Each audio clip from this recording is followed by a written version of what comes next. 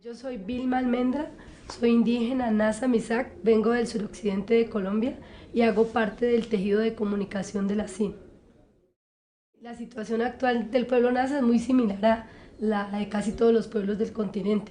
Uno es que nos vemos enfrentados a un modelo económico transnacional que está despojándonos de todos los bienes comunes, de nuestras culturas, de nuestras sabidurías ancestrales y hasta de nuestras resistencias. Entonces, tratados de libre comercio, creación de hidroeléctricas, privatización del agua, de la energía, monocultivos, extractivismo, la minería a cielo abierto está entrando con muchísima fuerza a nuestros territorios. O sea, una cantidad de estrategias de despojo y de extractivismo del territorio constantes. Entonces eso obedece al modelo capitalista que está en crisis y necesita valerse de todo lo que encuentra a su paso para superar esa crisis. Entonces en ese contexto nuestros territorios principalmente son los más afectados porque justamente convivimos con la madre tierra y con los bienes comunes, entonces necesitan extraerlos para acumular riquezas. Y para esto utiliza muchas estrategias. Una es el terror y la guerra, así como aquí en México cantidad de masacres, de persecución, de secuestros, de asesinatos. En Colombia es igual, en Colombia las mayores masacres las cometieron los paramilitares. Hablamos de más de 5 millones de desplazados internos. Hay una investigación que se hizo desde el 58 hasta el 2012 y se habla de 220.000 asesinados y estamos hablando de 25.000 desaparecidos, incluso más que las guerras que hubo, las dictaduras en el Cono Sur.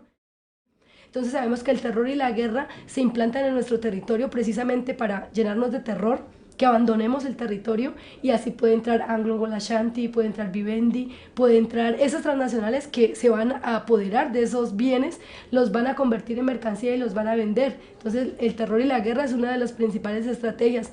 Lo otro que va paralelo son las legislaciones de despojo, entonces privatización de las semillas, planes departamentales de agua donde te hacen conceder el agua a una transnacional Vivendi por 30 a 40 años, acueductos que han sido construidos comunitariamente en Minga, que la gente sin recursos ni del Estado siquiera ha logrado tener el agua, pero se le concede a una transnacional. Entonces, legislación que lo que hace es garantizar los tratados de libre comercio y la acumulación de las transnacionales mientras nos siguen empobreciendo y matando. Digamos, otra estrategia que vemos que sigue creciendo nosotros le hemos llamado la cooptación, que es que desde los gobiernos, desde las mismas transnacionales, identifican líderes y lideresas que sean fuertes, que tienen capacidad de convocatoria y que le llegan a la gente. ¿Y para qué las identifican? Para comprarlas. Entonces les ofrecen puestos, usted puede ganar al Senado, usted puede ser candidato a la presidencia, o a usted le voy a dar plata. Y muchos, no todos afortunadamente, porque si todos se hubieran vendido ya estaríamos perdidos. Hay muchísimas formas de resistencia, nosotros hemos pasado por la lucha armada, entregamos a finales de los 80 las armas, hubo el movimiento Quintín Lame, pero ese movimiento armado que se organizó le respondía al pueblo, no el movimiento armado nos mandaba a nosotros los mandábamos y le decíamos a ellos qué hacer, porque en ese momento, en el 70-80, estábamos en las más grandes recuperaciones de tierra y entraban los paramilitares a saquear, cometer masacres. Entonces, hubo la lucha armada, la negociación con el gobierno siempre ha habido, los diálogos con el gobierno, pero como siempre el gobierno sienta una mesa, saca una comisión y lo que hace es dilatar, pero nunca te cumple. Y así hemos venido impulsando mingas de pensamiento con otros sectores sociales y populares para apuestas políticas más grandes. Entonces decimos, tenemos que oponernos a todos esos sistemas dominantes y empezar a descolonizar ese pensamiento, pero también la acción, cómo proponer colectivamente, no solo como indígenas, sino con los otros sectores sociales y populares. Y digamos, en los últimos años, como los eventos más grandes, donde hemos sido incluso noticia mundial, no sé si escucharon, el año pasado, el 17 de julio de 2012, hicimos la recuperación del Cerro del Berlín, no sé si escucharon, fue una de las 5 noticias más importantes del mundo. Entonces, la comunidad, organizada con la Guardia Indígena, decidió ir a un cerro que se habían apropiado los soldados. Entonces, los soldados que supuestamente son los que defienden la patria y defienden nuestros derechos, están en ese cerro, pero están defendiendo los intereses de Comcel, una empresa transnacional de telecomunicaciones.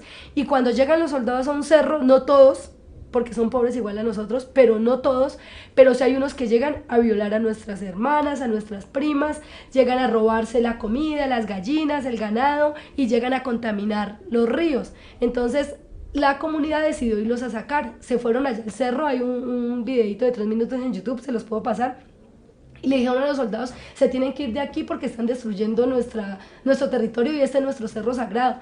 Los soldados no quisieron salir, entonces la comunidad los sacó cargados. Llegaron los medios de comunicación y en esa semana la noticia fue que nosotros, los indígenas, estábamos incitados por las FARC y por eso estábamos sacando a los soldados y que éramos terroristas. Entonces la imagen que le dio la vuelta a Colombia era la imagen de un soldado con una lágrima aquí. Entonces, pobrecito el soldado, es un pobre igual a nosotros, es el defensor de la patria y mire lo que le hacen. Pero nunca pasaron lo que en realidad sucedió. Nosotros hicimos un videito en YouTube, lo montamos y eso salió en todos los medios nacionales e internacionales y se pudo como no contrainformar, sino desmentir. Y a pesar de eso, la gente tiene dignidad, sigue luchando y estamos aquí para eso, ¿no? Juntarnos, tejernos con los compañeros zapatistas, con los compañeros campesinos, con los otros sectores que están aquí, también invisibilizados, pero haciendo sus luchas y sus resistencias. Entonces nosotros como también a través de los medios nos juntamos, nos tejemos y nos caminamos juntos esa palabra de dignidad, de rebeldía digna y de resistencia. Es que digo, luchas aquí, luchas allá, en Honduras, en Argentina, en Bolivia, pero a veces parece como que no quisiéramos o no se da el espacio para tejernos. Entonces por eso yo celebro mucho esta escuela y este Congreso Nacional Indígena, porque por lo menos nos permite desahogarnos de lo que estamos sintiendo, de lo que estamos pensando, pero también de lo que estamos proponiendo, y nos permite identificar personas claves, este compañero, esta compañera, me voy a contactar, y por lo menos que se vaya a hacer un seguimiento a esto, y cómo al menos enterarnos de nuestras luchas y pronunciarnos mínimamente como para empezar. Para nosotros una máxima expresión de comunicación son las movilizaciones que hacemos en contra del gobierno o en contra de una ley o reivindicando nuestros derechos o en contra del modelo, porque todo eso tiene una estrategia de comunicación antes. Por ejemplo, hablando de la Minga de Resistencia Social y Comunitaria que hicimos en el 2008, nosotros hicimos un trabajo previo como de 7 años, de reunirnos, de discutir el contexto y salía lo que sale acá, que acá está entrando la transnacional minera, que acá van a hacer una represa, que aquí vinieron a que firmemos el plan departamental de aguas, que aquí las FARC nos está agrediendo, que aquí los paramilitares hicieron una masacre, que aquí nos están secuestrando, que nos están amenazando, los mismos problemas.